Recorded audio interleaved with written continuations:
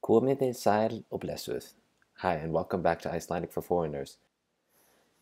This episode is the second episode in a series about the Icelandic subjunctive, so let's get started. Let's quickly review this overarching principle as we're thinking about the subjunctive, which is what is the subjunctive? The subjunctive is a verb conjugation used when the action is not necessarily a reality.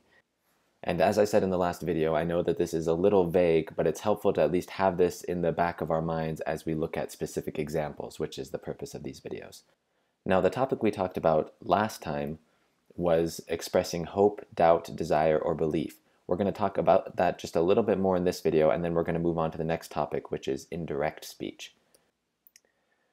Now, in the last video, when we were talking about hope, doubt, desire, and belief, we had our first verb in the present tense, and then the subjunctive verb was in the present subjunctive.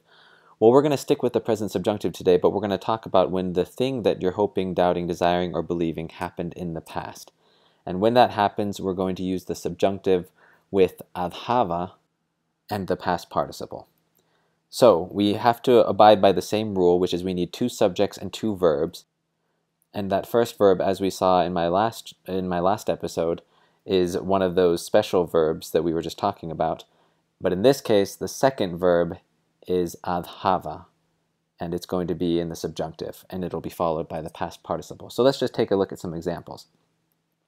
This is an example we looked at in my last episode. Hún vonar að veðrið verði gott, meaning she hopes that the weather will be good. Now let's compare this to the next sentence.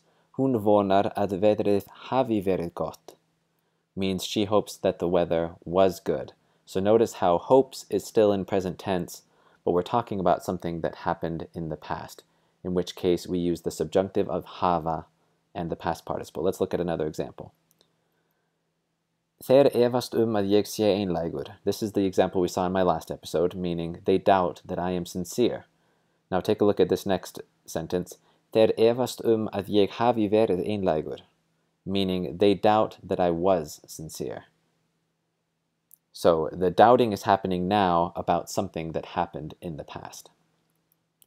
Another example, this is what we saw in my last episode. Ég held að hann ætli að koma, meaning I think he is going to come, compared with ég held að hann hafi ætlað að koma, meaning I think he was intending to come, or he was going to come.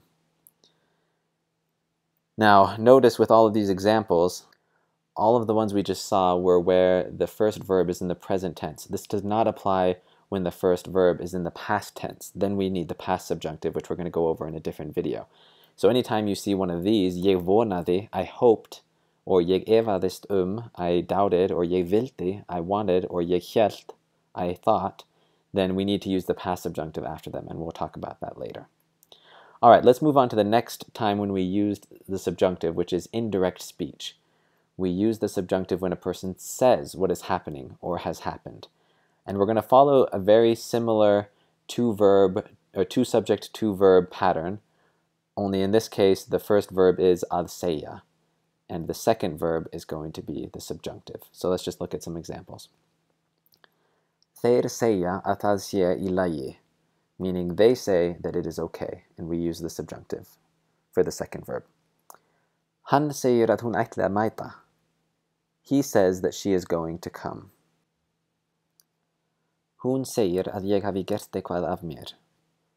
She says that I did something wrong. Now, pay attention here because we have the same thing that we saw in that previous principle we were reviewing, where the thing happened in the past, but we're using the present subjunctive of hava to convey it. Now, notice with these examples, often when the subject is repeated, meaning we have the same subject twice in these sentences, the Icelanders will use the middle voice of segja instead of using the subjunctive. And I'm not going to talk too much about the middle voice in this video, but just be aware of it, and I'll give you an example. So, hún segir að hún sé tilbúin means she says that she is ready, and we have the same subject repeated. And so, most often an Icelander will just say, hún segist vera tilbúin. Another thing to pay attention to is when you're quoting direct speech, we don't need the subjunctive. So if I am saying, hún sagði, já, ég tala við þig seinna, which means she said, yes, I will talk to you later, In this case, I'm quoting her exact words, so there's no subjunctive that needs to be used here. I'm just giving the exact quote. All right, now in this video, as you notice, I didn't talk about the actual bendings of the subjunctive. You'll have to look that up yourself and use bin to do it.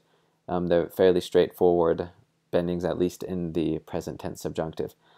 Thank you very much for watching. Don't forget to like and subscribe and stay posted for more videos on the subjunctive to come. Bless, bless.